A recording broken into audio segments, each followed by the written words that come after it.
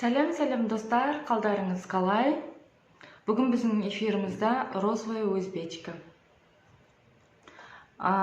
Сухой және құрғақ және ылғал түрінде болады. Естеріңізде болса, бізде 3500 оқырманға жеткен кезде біз тағы да 3 адамға сыйлық сыйлаймыз деп айтқан болатынбыз. Бірақтан да кішкене оқырмандар саны өте баяу қосылып жатқандықтан кішкене уақыт алатын сияқты. Сол үшін күтеміз, әлі де активностьті жалғастыратын боламыз. Сіздерде погода қалай? Бізде өте ыстық, терлеп деген сияқты. Так, ал енді эфирімізді бастаймыз.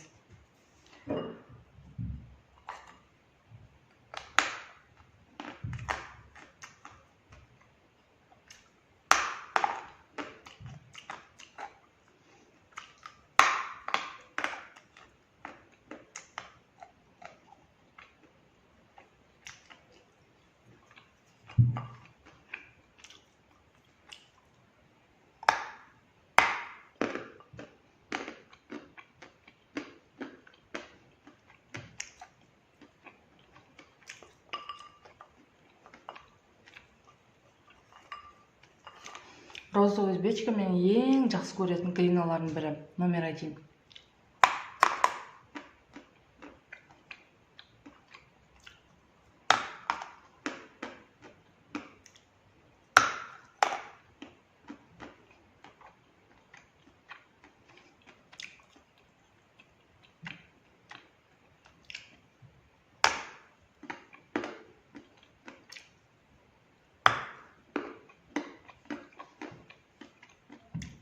Мен де өзі осақ қана қалдым. Негіз басында 5 кило едім, бір айда жеп қойдым. Астадық.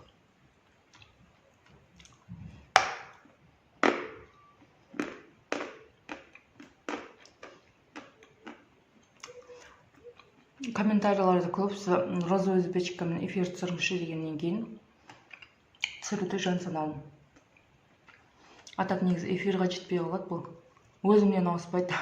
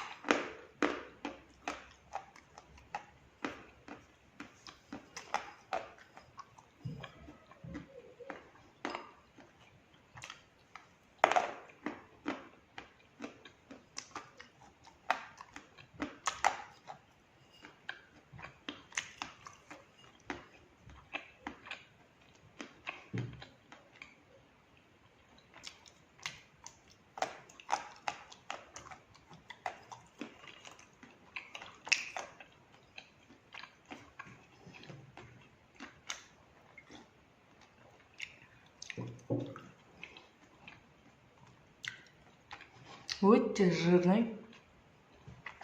Прям қазір деснуларым бүкілі прям осыған толып қалды, жабысып қалды. Даже әрең сөйлеп отырмын.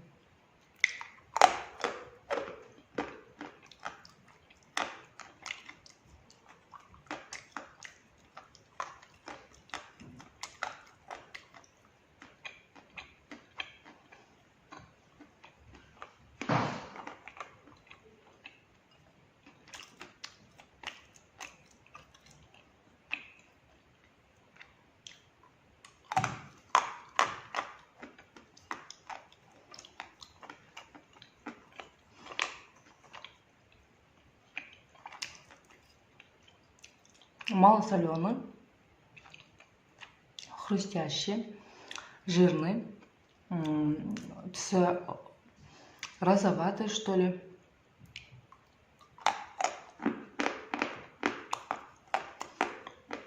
Мен негізі бұны бөлдім. А так өте твердый. Реально тістерімді аяп кеттім.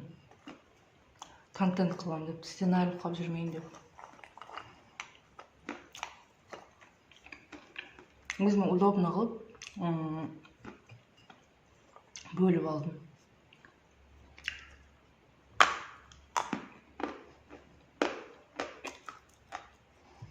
Өте дәмді.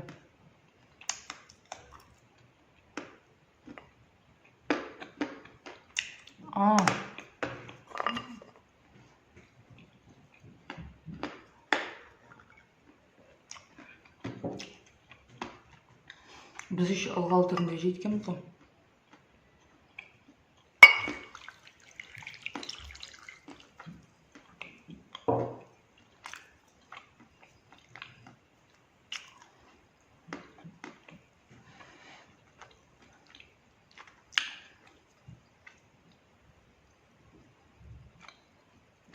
Бірақ Түркістанның глиналары сияқты суға салсаң иіс шығады, ондай иіс жоқ. Прям оларда нереально иіс болады суға салған кезде.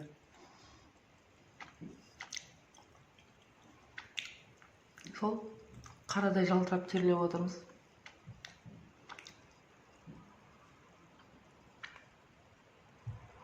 Ой, өте скользкий.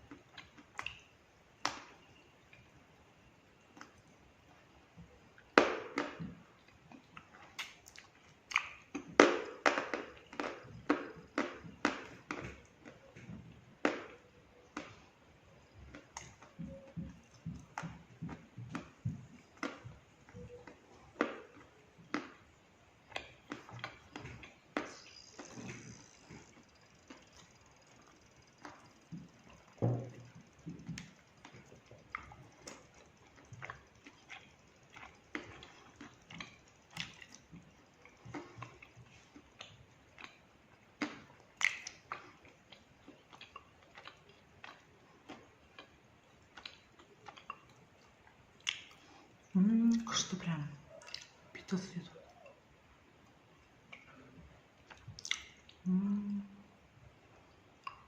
Ой.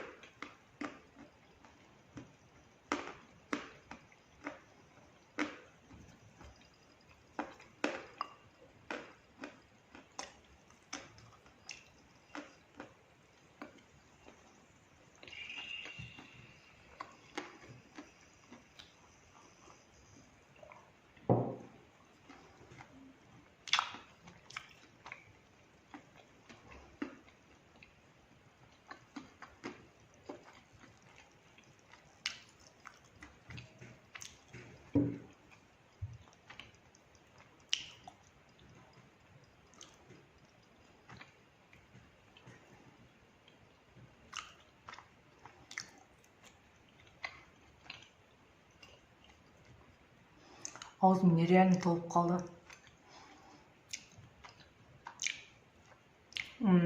Эфирда 100% жұтылды, глотание болды. Өте дәмді. Мен ең жақсы көріп, сүйіп жейтін глиналардың бірі.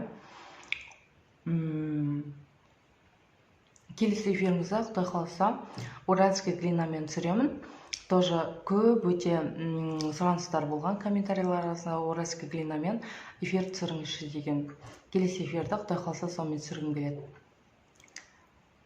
Ал мен дальше десналарын тазалаймын. Ал, сау болыңыздар.